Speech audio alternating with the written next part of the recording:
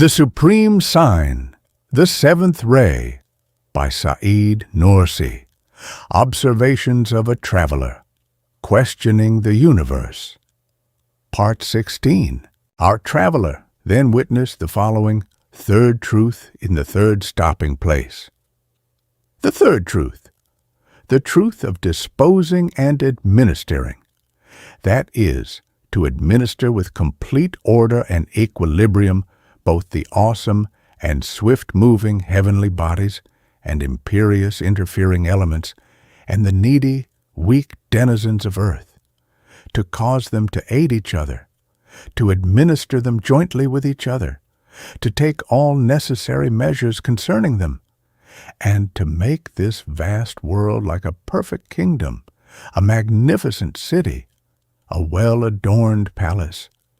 Leaving aside the vast spheres of this imperious and merciful administration, since it is explained and proved in important sections of the risale-i such as the 10th word, we will show, by means of a comparison, a single page and stage of that administration as it manifests itself in the spring on the face of the earth.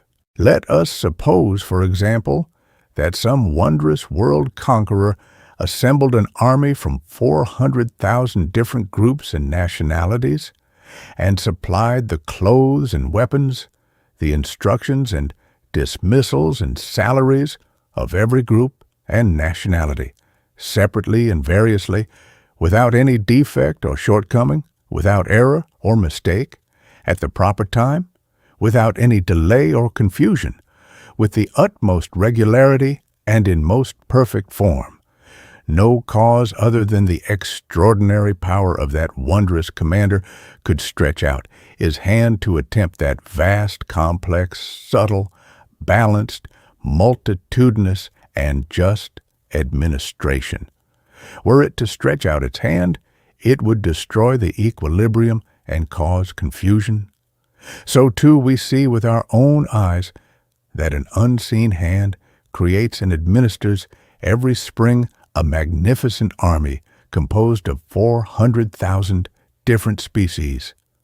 In the autumn, an example of the day of resurrection, it dismisses 300,000 out of those 400,000 species of plants and animals from their duties, and they go on leave through the activity of death and in the name of decease.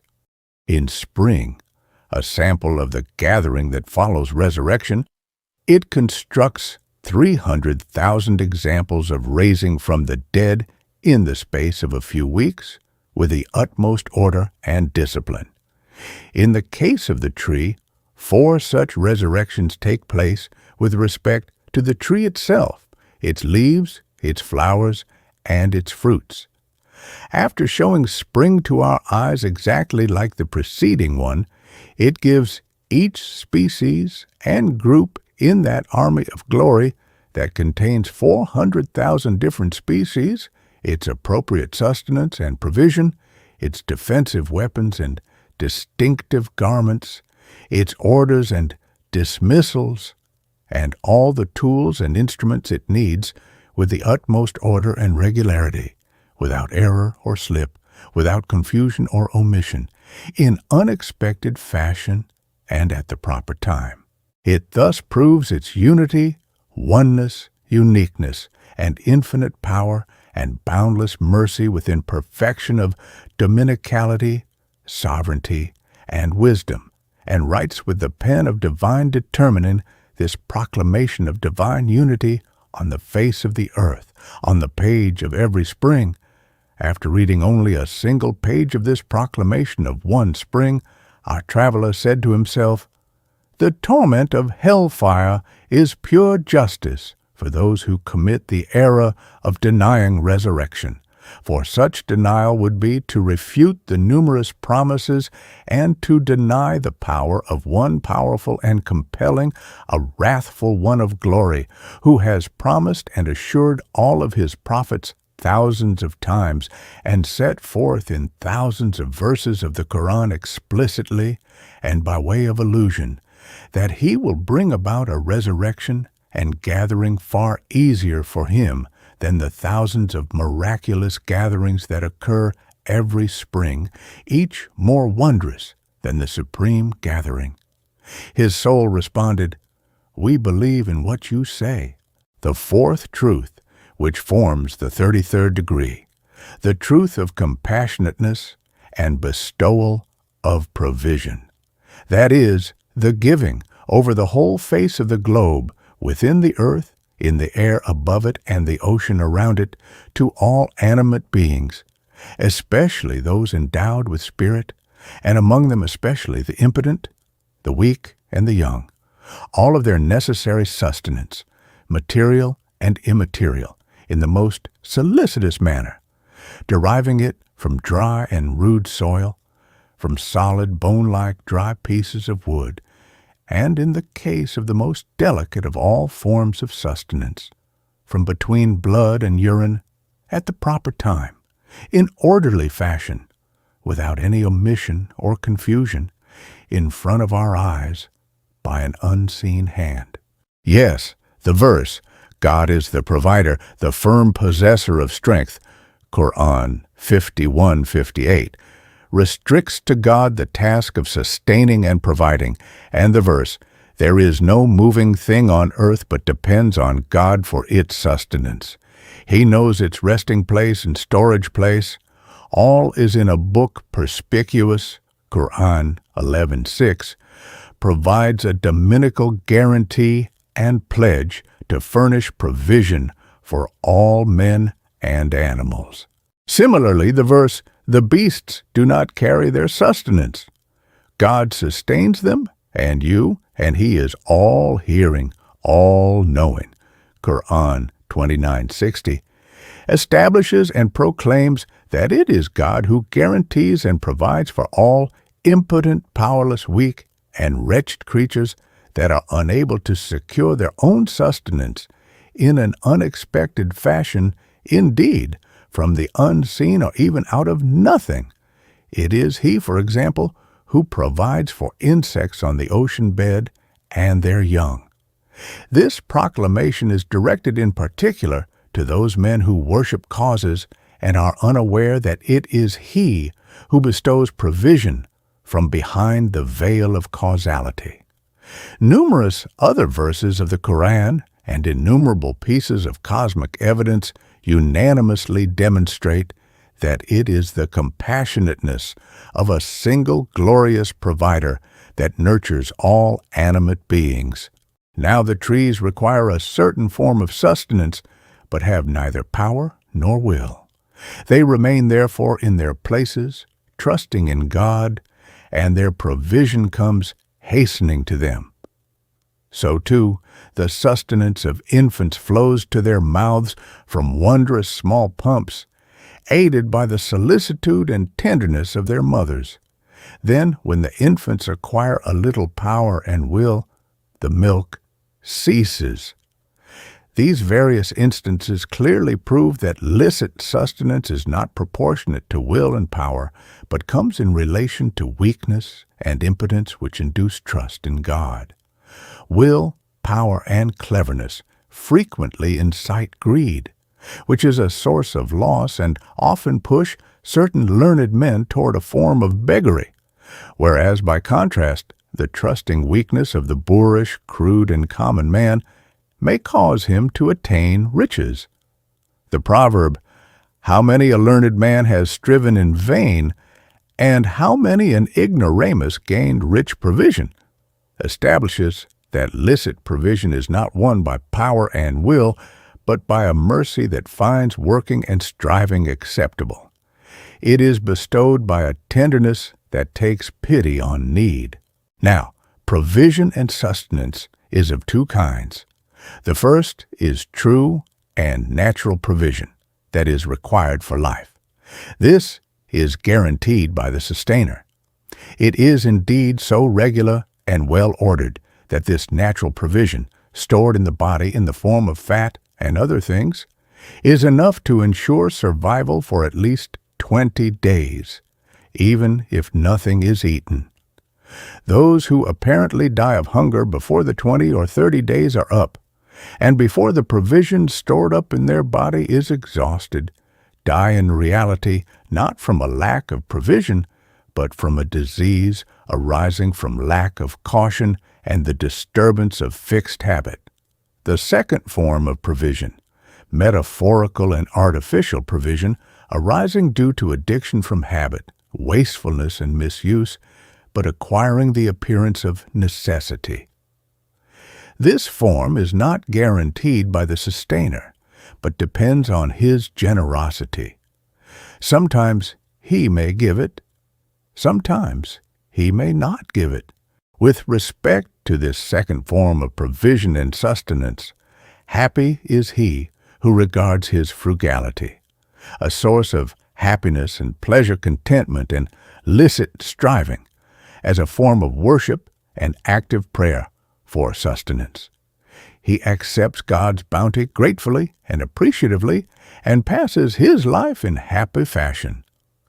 Wretched is he who, on account of prodigality, the source of wretchedness and loss and greed, abandons licit striving, knocks at every door, passes his life in sloth, oppression, and wretchedness, and indeed puts his own life to death. In the same way that a stomach requires sustenance, so too the subtle capacities and senses of man, his heart, spirit, intelligence, eye, ear, and mouth, also request their sustenance from the compassionate provider and gratefully receive it. To each of them separately and in appropriate form is presented such provision from the treasury of mercy as will rejoice them and give them pleasure. Indeed, the compassionate provider, in order to give to them provision in more generous measure, has created each of man's subtle capacities, eye and ear, heart, imagination, and intellect, in the form of a key to his treasury of mercy. For example, the eye is a key to the treasury containing such precious jewels as the fairness and beauty to be seen on the face of the universe, and the same holds true of all the others mentioned. They all benefit through faith. To resume, after our digression, the all-powerful and wise one who created this cosmos, created also life as a comprehensive summary of the cosmos, and concentrated all of his purposes and the manifestations of his names therein. So too, within the realm of life, he made of provision a comprehensive center of activity, and created within animate beings the taste for provision, thus causing animate beings to respond to his dominicality and love with a permanent and universal gratitude, thankfulness, and worship that is one of the significant purposes and instances of wisdom inherent in the creation of the universe. For example, it is one of the activities of dominicality to cause every area of the broad realm of dominicality to rejoice. The heavens are caused to rejoice with the angels and spirit beings, the world of the unseen with spirits, and the material world, particularly the air and the earth, with the existence of all animate beings, particularly birds great and small at all times and places. Through the wisdom of this causing to rejoice in the infusion of life and spirit, animals and men are, as it were, whipped by the need for provision and the pleasure they take therein to pursue their provision and sustenance, thus being delivered from sloth. This, too, is one of the wise activities of dominicality. Were it not for such significant instances of wisdom, the provision destined for animals would be caused instinctively to hasten toward them to satisfy their needs, without any effort on their part, just as provision and sustenance is caused to hasten toward the tree. Were there to be an eye capable of witnessing and comprehending the whole surface of the earth at one time, in order to perceive the beauties of the names of compassionate and provider and the witness they bear to divine unity, it would see what sweet beauty is contained in the tender and solicitous manifestation of the compassionate provider who sends to the caravans of animals, at the end of winter, when their provision is about to be exhausted, extremely delicious, abundant, and varied foods and bounties, drawn exclusively from his unseen treasury of mercy, as succor from the unseen and divine generosity, placed in the hands of plants, the crowns of trees, and the breasts of mothers. The possessor of that all-seeing eye would realize the following: the making of a single apple and the generous giving of it to a man as true sustenance and provision can be accomplished only by a being who causes the seasons, the nights, and the days to rotate, who causes the globe to revolve like a cargo ship, and thus brings the fruits of the seasons within reach of those needy guests of the earth who stand waiting for them. For the stamp of its nature, the seal of wisdom, the imprint of eternal besottedness, the signet of mercy that is to be found on the surface of the apple is to be found also on all apples and other fruits, plants, and animals. Hence the true master and maker of the apple is bound to be the glorious sovereign, the beauteous creator of all the inhabitants of the world, who are the peers, the congeners, and the brothers of the apple, of the vast earth that is the garden of the apple, of the tree of the cosmos that is its factory, of the seasons that are its workshop, and of the spring and summer that are its place of maturing. In other words, every fruit is a seal of unity that makes known the writer and maker of the earth, its tree, and of the book of the universe, its garden. It demonstrates his unity and shows to the number of fruits, the seal affixed to the decree of unity. Since the risale-i is a manifestation of the names of all compassionate and all wise, and numerous flashes and mysteries of the truth of compassionateness have been expounded and proved in many parts of the risale-i, we leave further discussion of the matter to those parts and content ourselves with this brief indication out of a vast treasury on account of the unfavorable circumstances from which we are now suffering. Our traveler now says, "Praise be to God, I have seen and heard 33 truths bearing witness to the necessary existence in unity of the Creator and Sovereign. I was everywhere seeking and inquiring after. Each of the truths is bright as the sun and leaves no darkness behind. It is as strong and unshakable as a mountain. Each of them, with its verifications, bears decisive witness to his existence, and with its comprehensiveness proves his unity in manifest fashion. While proving implicitly all the pillars of faith, the totality and consensus of these truths causes our belief to advance from imitation to realization, from realization to knowledge of certainty, from knowledge of certainty to vision of certainty, and from vision of certainty to absolute certainty. Praise be to God. This is from the bounty of my sustainer, Lord. Praise be to Allah, God Almighty, who guided us to this. Verily, we would not have been guided unless God had guided us. The messengers of God have come to us with the truth." Quran 7:43.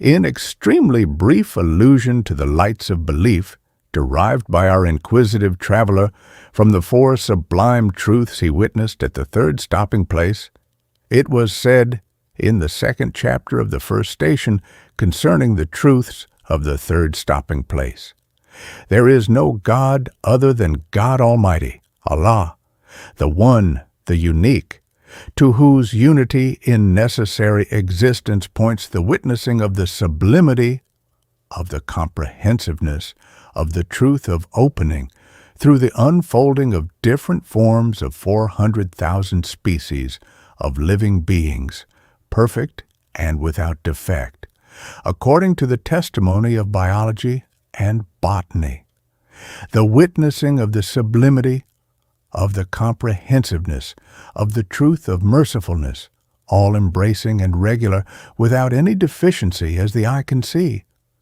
the witnessing of the sublimity, of the truth of administering, that encompasses, in orderly fashion, all living beings without error or defect, the witnessing of the sublimity of the comprehensiveness, of the truth of compassionateness and sustaining, embracing all consumers of sustenance at every time of need, without any mistake or forgetfulness. Glory be unto him, the provider, the merciful, the compassionate, the solicitous, the generous. His gifts are universal, and his generosity is all-embracing. There is no God but he. Glory be unto you.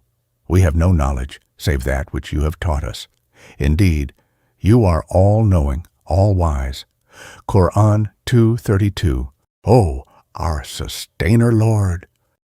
For the sake of, in the name of Allah, the Merciful, the Compassionate, O God, O Merciful One, O Compassionate One, bestow peace and blessings upon our Master Muhammad, his family, and all his companions, to the number of all the letters in the risale-i multiplied by 10 times the number of minutes in all of our lives in this world and the hereafter, and then by the number of particles in my body throughout the course of my life. Forgive me, and those who aid me in sincerity in the copying and distribution of the risale-i and our fathers, our masters, our sheikhs, our sisters, our brothers, and the sincere students of the risale-i, particularly those who write and copy this treatise. By your mercy, O most merciful of the merciful. Amen. The conclusion of our prayer is, Praise be to Allah, the Sustainer Lord of all the worlds. Note, since the other parts of the risale-i were not available in the place that saw the composition of the foregoing treatise, which was of necessity written down here, certain important matters of the words and the flashes have been mentioned also in the supreme sign, in what is an apparent repetition. In order to have the students of the risale-i in this area write a complete risale-i in miniature, we nonetheless had them write down all the present treatises. The revised copy of this rough draft was written by a certain blessed person. Even though he was ignorant of such matters, we saw in the copy prepared by him a subtle and profound correspondence of the letters. There were 666 alifs, alif, the first letter of the Arabic alphabet, written as a vertical stroke, and the numerical value of which is 1, written at the beginning of the lines in his copy. This number corresponds fully with the value according to the abjad of the title given to this treatise by Imam Ali, may God be pleased with him, Ayat al-Kubra, the supreme sign, and thus demonstrates the suitability of this title for the treatise. We also understood this numerical correspondence to be an indication that this treatise is a flash derived from the light of the verses of the Quran, for they are 6,666 in number. Said Nursi, on the purpose of the risale. Today I listened to an imaginary exchange of question and answer. Let me set forth for you a summary of it. Someone said, the great mobilization and complete preparedness of the risale-i the treatises of light, for the sake of belief and the proving of the divine unity, is constantly increasing. 1/100th part of its contents is enough to silence the most obstinate atheist. Why then this further feverish mobilization and preparation? They answered him, the risale-i is not only repairing some minor damage or some small house, It is repairing vast damage and the all-embracing citadel which contains Islam, the stones of which are the size of mountains. And it is not striving to reform only a private heart and an individual conscience. It is striving to cure with the medicines of the Quran and belief and the Quran's miraculousness the collective heart and generally held ideas which have been breached in awesome fashion by the tools of corruption prepared and stored up over 1,000 years, and the general conscience which is facing corruption through the destruction of the foundations, currents, and marks of Islam, which are the refuge of all, and particularly the mass of believers. Certainly, for such universal breaches and awesome wounds, proofs and equipment of the utmost certitude and the strength of mountains, and well-proven medicines and numberless drugs of the effectiveness of 1,000 remedies are necessary. Emerging at this time from the miraculousness of the Quran of miraculous exposition, the risale-i performs this function and is also the means of advancing and progressing through the infinite degrees of belief. A long discussion ensued to which I listened, offering infinite thanks. I curtail the matter here, said Nursi.